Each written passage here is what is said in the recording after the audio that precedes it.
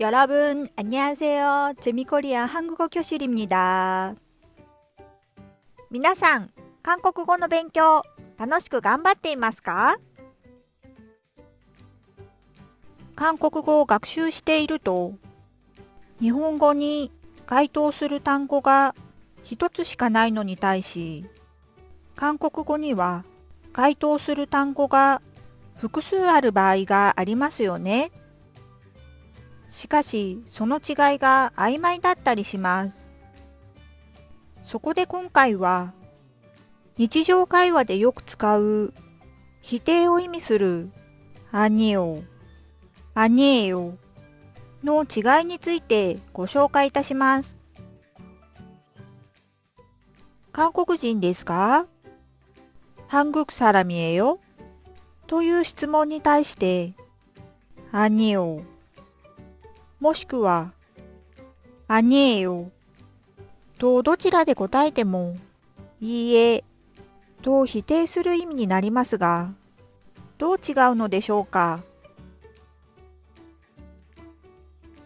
アニオは、いいえを意味する言葉で、英語のノーに該当する言葉になります。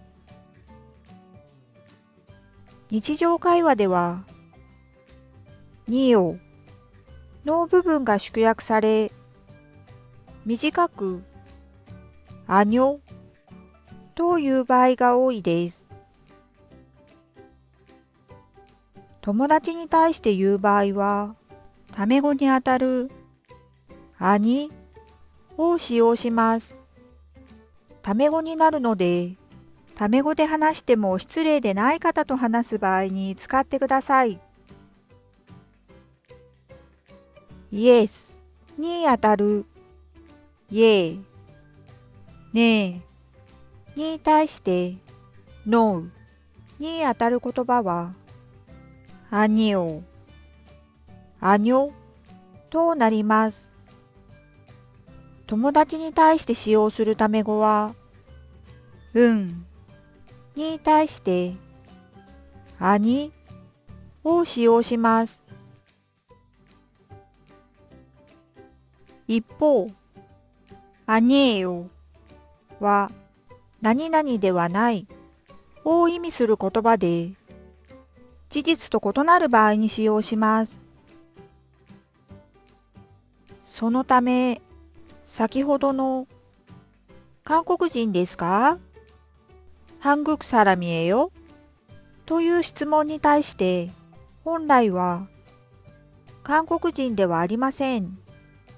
한국 사람이 아니에요と答えるべきですが、韓国人という名詞と助詞を省略し、簡潔に아니에요と答えたことになります。友達に対して言う場合は、タメ語にあたるアニヤを使用します。タメ語になるので、タメ語で話しても失礼でない方と話す場合に使ってください。アニオは、イエス、ノーのノーにあたる言葉。アニエヨは、何々ではないにあたる言葉。事実と異なる場合に使用します。どちらも否定するときに使用する言葉で、言葉も似ているため混同してしまいがちですが、単純にいいえというか、違いますよと事実と異なることを主張するか、主張するポイントが異なるので、それぞれのポイントをしっかり押さえましょう。最後にいいねとチャンネル登録を잘 부탁드립니다。재미코리안韓国語教室でした。